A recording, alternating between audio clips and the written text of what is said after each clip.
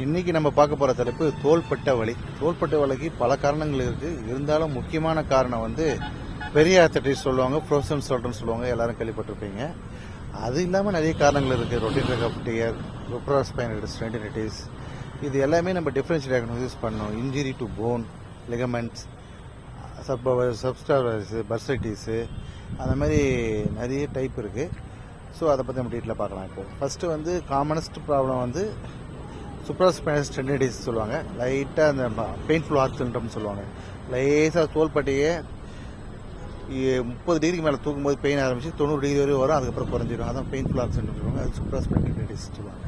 அதுக்கப்புறம் பர்சைட்டிஸ் இருக்கும், ஷோல்டர் சுற்றி ஒரு பர்ஸாக இருக்குது, அது ஒரு பெயின் கொடுக்கும். அது ரெண்டாவது காரணம். மூணாவது காரணம் வந்து பெரிய ஆர்த்தரைட்டிஸ், ரொம்ப காமனாக சொல்கிறது ஃப்ரோசன் ஷோல்டர்.